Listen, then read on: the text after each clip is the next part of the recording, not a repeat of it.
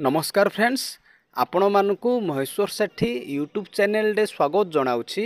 देखंतु मुख्यमंत्री बड़ घोषणा आसीगला 2025-26 पाई बजेट। आपणको पाखरे मोर गोटे रिक्वेस्ट कि आपण माने भिडियोटी को लास्ट पर्यंत देखंतु, कारण भिडियोटी को लास्ट पर्यंत देखिबा द्वारा आपण माने संपूर्ण रूपे बुझी पारिबे। जदि आपण आम चैनल को फर्स्ट टाइम पाई देखुछंती ताहाले वीडियो को गोटे लाइक करंतु, चैनल को सब्सक्राइब करी पाखरे थिबा बेल आइकन को प्रेस करी ऑल नोटिफिकेशन बटन को ऑन करंतु। सब्सक्राइब करिबा द्वारा आपण माने सबुदिन नोटिफिकेशन पाई परिबे। आसंतु वर्तमान वीडियोटी को स्टार्ट करिबा। 2025-26 आर्थिक वर्ष पई आज मते सौभाग्य प्राप्त होला बजेट उपस्थापना करिया पई। ये बजेट लोकंकर बजेट, लोकंकर सरकारंकर बजेट। आम सरकार रो जो लक्ष्य अछि 2036 सुधा ओडिशा को समृद्ध ओडिशा हिसाब रे देखिबा पाई एवं सेथि पाई ये जय यात्रा आरंभ हेछि आम नुआ सरकार रो। और सेथि पाई आमे गोटे बड़ लक्ष्य रखिकरी ओडिशार लोकन को स्वावलंबनशील करने सहित प्रत्येक क्षेत्र में आगु को जीवा पाई आमे निरंतर भाव में ये काम करिया पाई ये प्रक्रियाकरण आमे आरंभ करिछु। एवं आमर बड़ लक्ष्य रही 2036 मसीहा सुधा 500 बिलियन अमेरिक डॉलर अर्थनीति रे आमे ओडिशा को परिणत करिबु। विकसित ओडिशा पाई आमर जो माननीय प्रधानमंत्री जो दृष्टिकोण अच्छी जे ये विकसित भारत 2047 रो जो गठन रे ओडिशा एक ग्रोथ इंजिन भलिया काम करिवो एवं सेथि पाई ये डबल इंजिन सरकार रो बहुत गुरुत्व आज दिन रे ओडिशा पाई यह हमकु समृद्ध करिवारे सहायक हबो। बेसिकली 2025 आर्थिक वर्षर ये बजेट यह निश्चित भाव में ओडिशा को समृद्ध पथरे आगु को नेबा पाई निश्चित भाव में यह एक शक्तिशाली एवं निर्णायक ये पदक्षेप अच्छी ये 2025-26 ये बजेट। एथिपाई आमे उभय प्रथम रे उभय ग्रामांचल एवं सहरांचल किबड़ी भाव में भित्तिभूमि को सुदृढ़ करी हबो एवं साहस सहित सहरांचल उन्नयन केमती हेई पारिबो नगर उन्नयन करिया पाई आमे यहाकु गुरुत्व आरोप करिछु। एवं बेसिकली सबुठारु अधिक जोथिरे कि ग्रामांचल रे 80 भाग लोक शतकड़ा 80 भाग लोक जो माने कृषि उपर निर्भर करुछंती, कृषि एवं आनुषंगिक कृषि आनुषंगिक क्षेत्र सहित जड़ित अछंती, सेमानंकु तांकर आर्थिक क्षेत्र उन्नति आनिबा पाई विशेष करिकि कृषि और जलसेचन को प्राधान्य दिया जाइछि। एवं आमे सर्वोपरि पुंजी निवेश को बहुत गुरुत्व आरोप करिछु। सेथिपाई Utkarsh Odisha make in Odisha conclave को गुरुत्व देई आमे मध्य दीपाद आग को जीवा पाई साहस करिछु।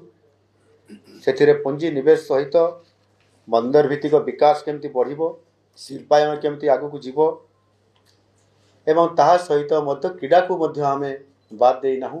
क्रीड़ा क्षेत्र में मध्य बहुत गुरुत्वपूर्ण भूमिका नेबा पाई बजेट रे स्वतंत्र आमे प्रति ब्लॉक रे स्टेडियम करिबा, प्रति पंचायत रे मिनी स्टेडियम करिबा, सेथि पाई क्रीड़ा विभाग तरफरु एवं ग्रामांचल विकास जो आम रखीचु ग्राम उन्नयन विभाग तरफरु मध्य विकसित गाँ विकसित ओडिशा ये योजना रे मध्य आमे जो आर्थिक व्यवस्था करिचु सेथिरे प्रति गाँ रे प्रति पंचायत भितर किभଳି भाबरे सेठी भित्तिभूमि सुदृढ़ हवा सहित किभଳି भाबरे लोकंकर काम करिबा पाई गोटे स्वतंत्रता से पाई परिबे ता पाई ग्रामांचल रे गोटे पंचायत केंद्रिक आमे सेति पाई गोटे ठोस विकास करिया पाई स्वतंत्रता देइछु।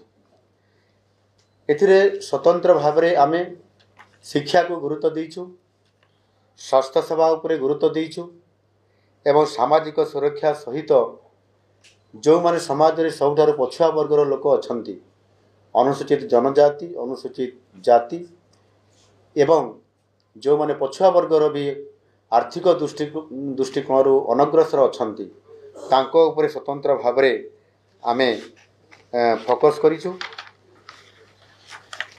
ये बजेट आमे 2025-26 पाई 2,90,000 कोटी टंकार बजेट एथिरे अटकल करा जायछि, जाकि गत वर्षर ये बजेट अटकल ठारू 10% अधिक अटे।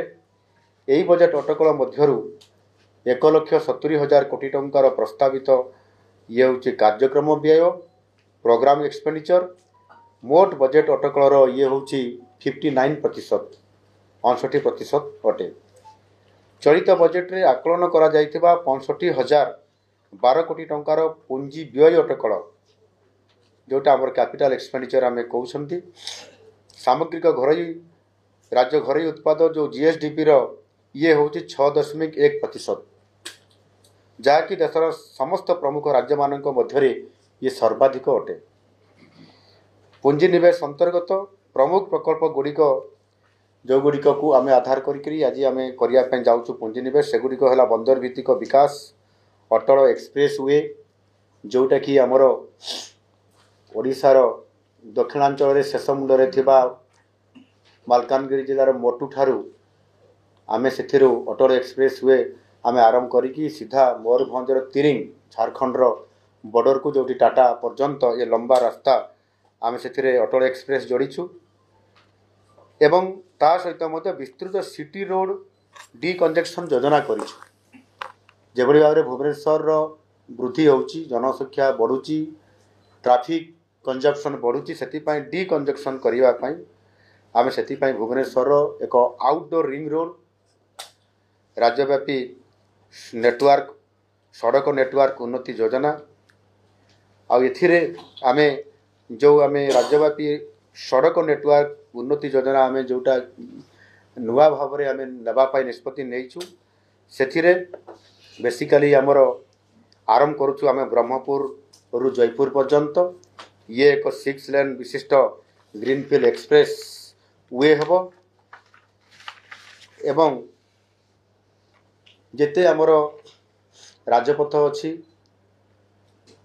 एवं एक्सप्रेस वे गुड़िकर त्वरित निर्माण करिया पई आमे गोटाए राज्य स्तरीय मध्य एक भारतीय जातीय राजपथ प्राधिकरण ढांचारे एनएचआई ढांचारे एक स्वयं शासित संस्था ओडिशा राजपथ प्राधिकरण गठन करिया पई निष्पत्ति नेइछु। 2029-30 सुधा सारा ओडिशा रे 75,000 किलोमीटर विश्वस्तरीय सड़क निर्माण करिया पई आमे संपूर्ण भाव में ताहार योजना प्रस्तुत करूछु एवं ताहा चलित आर्थिक वर्ष ठारू मध्य ये कार्यक्रम आरंभ करिया पई जाउछु। सबुठारू बड़ कथा हला ये बजेट रे आमे ग्रामीण अर्थनीति को प्राधान्य देइछु एवं ताकू चलचंचल करिया पई अनेक गुड़ाए आमे पदक्षेप नेइछु एवं सेथिरे विशेष करिकी लोक मानकर आय वृद्धि करिवा पई सेमानंकु विशेष करिके कृषि क्षेत्र रे सेमाने आगो को जिबा पई सेथिरे तांकर भित्तिभूमि को सुदृढ़ करिया पई पीएम किसान ता सहित सीएम किसान, पीएम किसान रे 6,000 पाइबे प्रत्येक चाषी, सीएम किसान रे 4,000 पाइबे अर्थात 10,000 से पाउछंती एवं कृषक समृद्ध योजना माध्यम रे जो आमे जो धान संग्रह करने परिप्रेक्षी रे इनपुट असिस्टेंट हिसाब रे पर क्विंटाल रे 800 टंका आमे दउछु। एहा करिबा द्वारा आमे भारत वर्षर अन्य राज्य तुलन सबुठार अधिक आमे आर्थिक सहायता आमर चाषी मान को दउछु। अन्य राज्य रे सीएम किसान भड़िया योजना नहीं, किंतु आमे पीएम किसान सहित सीएम किसान एवं इनपुट असिस्टेंट मध्य केवल छत्तीसगढ़ को छाड़देला अन्य कौन राज्य रे ये बड़ पैकेज नहीं। सेथिपाई आमे ये योजना भितर अंतर्भुक्त करी चाषी को सब आगु को नेबा जेभଳି अदिनिया वर्षा हैला अन सीजनल रेन आमे सेते बळे मध्य ଆପଣ ଦେଖନ୍ତୁ ବିଗତ 24 ବର୍ଷ ଭିତରେ ଅନେକ ସମୟରେ ଅନସିଜନାଲ ରେନ୍ ଅର୍ଥାତ୍ ଅଦିନିଆ ବର୍ଷା ଆସିକି ଚାଷୀଙ୍କର ବ୍ୟାପକ କ୍ଷୟକ୍ଷତି କରିଛି, କିନ୍ତୁ ତାର କ୍ଷତି ଭରଣା କରିବା ପାଇଁ ସରକାର କେତେବେଳେ ବି ଚାଷୀଙ୍କୁ ଆର୍ଥିକ କ୍ଷତି ଭରଣା କରିବା ପାଇଁ ଆଗକୁ ଆସିନାହାନ୍ତି ଏବଂ ତାର କ୍ଷତିପୂରଣ ଦେଇନାହାନ୍ତି। କିନ୍ତୁ ଆମ ସରକାର ଆସିବାର ଅଳ୍ପ ସମୟ ଭିତରେ ମଧ୍ୟ ଯେଉଁ ଏ ବର୍ଷ ଅଦିନିଆ ବର୍ଷା ଆସିଥିଲା, ଆମେ ସଙ୍ଗେ ସଙ୍ଗେ 292 କୋଟି ଟଙ୍କା ଇନକ୍ୱାରି କଲା ପରେ ଆମେ ତାକୁ ପ୍ରାକୃତିକ ବିପର୍ଯ୍ୟୟ ହିସାବରେ ଗ୍ରହଣ କରିକି ଘୋଷଣା କଲୁ ଏବଂ 292 କୋଟି ଟଙ୍କା ମଧ୍ୟ ଆର୍ଥିକ ପ୍ୟାକେଜ କରିକି ଆମେ ତାଙ୍କୁ ଆର୍ଥିକ ସହାୟତା ଯୋଗାଇ ଦେଲୁ। ଇଏ ନିଶ୍ଚିତ ଭାବରେ ଚାଷୀଙ୍କ ପାଇଁ ଭାରତ ବର୍ଷରେ ସବୁଠାରୁ ଅଧିକ ଚାଷୀଙ୍କୁ ଆଗକୁ ଆଣିବା ପାଇଁ, ତାଙ୍କ ଆୟର ଦ୍ୱିଗୁଣା କରିବା ପାଇଁ ଗୋଟେ ତାଙ୍କୁ ଏଇ ଯେଉଁ ଇନପୁଟ୍ ସହାୟତା ଯେଭଳି ଭାବରେ ଆମେ ଦେଉଛୁ, ତା ନିଶ୍ଚିତ ଭାବରେ ତାଙ୍କୁ ଆଗକୁ ଆଣିବା ପାଇଁ ଇଏ ଗୋଟେ ପ୍ରକୃଷ୍ଟ ସମୟ।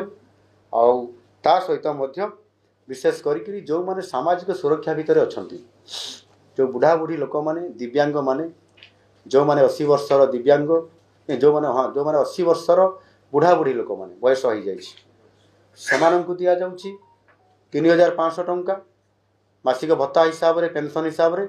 ଏବଂ ଦିବ୍ୟାଙ୍ଗମାନେ ଯେଉଁମାନେ 80% ସେମାନେ ଆଫେକ୍ଟେଡ଼ ହେଇଛନ୍ତି, ଭିନ୍ନକ୍ଷମ ଆଫେକ୍ଟେଡ଼ ହେଇଛନ୍ତି, ସେମାନଙ୍କୁ ଯିଏ ଯେଉଁ ବୟସ ହେଇଥିଲେ ବି ସେ 80% ଯଦି ହେଇଥିବ ସେ ଆଫେକ୍ଟେଡ଼, ତାହେଲେ ସେମାନଙ୍କୁ ମଧ୍ୟ 3500 ଟଙ୍କାର ଏ ବ୍ୟବସ୍ଥା ଆମେ ଦେଇଛୁ। ଏ ସମୁଦାୟକୁ ଯଦି ଆମେ ଦେଖିବା ତାହେଲେ 30,000 କୋଟି ଟଙ୍କାରୁ ଅଧିକ ଆମେ ନଗଦ ଅର୍ଥ ହିସାବରେ ମଧ୍ୟ ସେମାନଙ୍କୁ ହସ୍ତାନ୍ତର ଆମେ କରୁଛୁ, ଯେଉଁଥିରେ କି ନିଶ୍ଚିତ ଭାବରେ ଏହାଦ୍ୱାରା ଆମର ଏମାନଙ୍କର ଆର୍ଥିକ କ୍ଷେତ୍ରରେ ଉନ୍ନତି ନିଶ୍ଚିତ ଭାବରେ ବଢ଼ିବ। ସେହିଭଳି ଭାବରେ ଆମେ ବିଶେଷ କରିକି ଆମେ ଖାଦ୍ୟ ଉପରେ, ପାନୀୟ ଜଳ ଉପରେ ଏବଂ ସ୍ୱାସ୍ଥ୍ୟ ଉପରେ ଏବଂ ତା ସହିତ ବାସଗୃହ ନିରାପତ୍ତାକୁ ଆମେ ଅଧିକ ସୁନିଶ୍ଚିତ କରିବା ପାଇଁ ଠୋସ୍ ପଦକ୍ଷେପ ନେଇଛୁ। ସେଥିରେ ଆପଣଙ୍କର ନ୍ୟାସନାଲ୍ ଫୁଡ୍ ସିକ୍ୟୁରିଟି ଆକ୍ଟ, ଜଳ ଜୀବନ ମିଶନ, ଆୟୁଷ୍ମାନ ଭାରତ, ପ୍ରଧାନମନ୍ତ୍ରୀ ଜନ ଆରୋଗ୍ୟ ଯୋଜନା ଓ ଗୋପବନ୍ଧୁ ଜନ ଆରୋଗ୍ୟ ଯୋଜନା ଏବଂ PM ଆବାସ, ଆଉ ଶେଷରେ ଅନ୍ତର୍ଦେହ ଗୃହ ଯୋଜନା, ଏ ଜରିଆରେ ଆମେ 22,000 କୋଟି ଟଙ୍କାରୁ ଅଧିକ ଅର୍ଥ ବିନିଯୋଗ କରୁଛୁ, ଯେଉଁଥିରେ କି ସମ୍ପୂର୍ଣ୍ଣ ଭାବରେ ଯେଉଁମାନେ ତଳ ସ୍ତରରେ ଅଛନ୍ତି, ସାଧାରଣ ବର୍ଗର ଲୋକମାନେ, ଗରିବ ଲୋକମାନେ ଅଛନ୍ତି, ଯେଉଁମାନେ ଘରଟିଏ ଘର ପାଇବା ପାଇଁ ସେମାନେ ଯୋଗ୍ୟ ହେଲା ପରେ ବି ସେମାନେ ଘର ପାଇପାରୁନାହାନ୍ତି ଏବଂ ସେମାନେ ଗତ ବିଗତ ଦିନମାନଙ୍କରେ ଯେତେବେଳେ ଆୟୁଷ୍ମାନ ଭାରତ ଆପଣଙ୍କର ପ୍ରଧାନମନ୍ତ୍ରୀ ଜନ ଆରୋଗ୍ୟ ଯୋଜନା କେନ୍ଦ୍ର ସରକାର ଇମ୍ପ୍ଲିମେଣ୍ଟ କରିବା ପାଇଁ ବାରମ୍ବାର ଓଡ଼ିଶାକୁ କହିଲେ, କିନ୍ତୁ ଓଡ଼ିଶା ସରକାର, ପୂର୍ବ ସରକାର ଏହାକୁ ଆଦୌ କର୍ଣ୍ଣପାତ କଲେ ନାହିଁ, ଶୁଣିଲେ ନାହିଁ। ଏବଂ ଆଜି ଆମେ MOU ସାଇନ୍ କରିବା ଦ୍ୱାରା ଆଜି ନିଶ୍ଚିତ ଭାବରେ ଯେଉଁମାନେ ଆଜି ଗରିବ ଲୋକ ଅଛନ୍ତି, ରୋଗୀ ହେଇକରି ଅଛନ୍ତି, ବଡ଼ ବଡ଼ ରୋଗରେ ପୀଡ଼ିତ ଅଛନ୍ତି, ସେମାନେ ଚିକିତ୍ସା କରିବାରୁ ବହୁତ ସମୟରେ ଆର୍ଥିକ ଅଭାବରୁ ବଞ୍ଚିତ ହେଉଛନ୍ତି ଏବଂ ସେଥିପାଇଁ ଯେଉଁ ଆମେ ଆୟୁଷ୍ମାନ କାର୍ଡ଼ ଆମେ ଏବେ ଦେଇଛୁ, ଦେବା ପାଇଁ ଯାଉଛୁ, ବଣ୍ଟନ ପ୍ରକ୍ରିୟା ଆରମ୍ଭ ହୋଇଗଲାଣି। ଏ କ୍ଷେତ୍ରରେ 5 ଲକ୍ଷ ଟଙ୍କା ଏବଂ ବୟସ ଯଦି ଅଧିକ ହେଇଛି ଆଡ଼ିସନାଲ୍ 5 ଲକ୍ଷ ଟଙ୍କା, ଜଣେ ପୁରୁଷ 10 ଲକ୍ଷ ଟଙ୍କା ପାଇବ, ମହିଳାଟି 10 ଲକ୍ଷ ଟଙ୍କା ଆମେ ଘୋଷଣା କରିଛୁ। ଯେତେବେଳେ ସେ ଆଡ଼ିସନାଲ୍ ତାର ବୟସ ହେଇଯିବ ସେ 15 ଲକ୍ଷ ଟଙ୍କା ପର୍ଯ୍ୟନ୍ତ ପାଇପାରିବ। ସେତେବେଳେ ସୀମିତ ଥିଲା ପୂର୍ବ ସରକାର 900 ମାତ୍ର ସରକାରୀ ଏବଂ ବେସରକାରୀ ହସ୍ପିଟାଲମାନଙ୍କରେ, କେବଳ ଓଡ଼ିଶା ଭିତରେ ମେଜର, କିନ୍ତୁ ଏବେ ସାରା ଭାରତ ବର୍ଷର 29,000ରୁ ଅଧିକ ପ୍ରାଇଭେଟ୍ ଏବଂ ସରକାରୀ ହସ୍ପିଟାଲରେ ସେମାନେ ଯେଉଁଠି ଯିବେ ଏ ପ୍ରକାରର ବ୍ୟାପକ ଭାବରେ ଚିକିତ୍ସା ସେମାନେ ସୁନିଶ୍ଚିତ କରାଇପାରିବେ।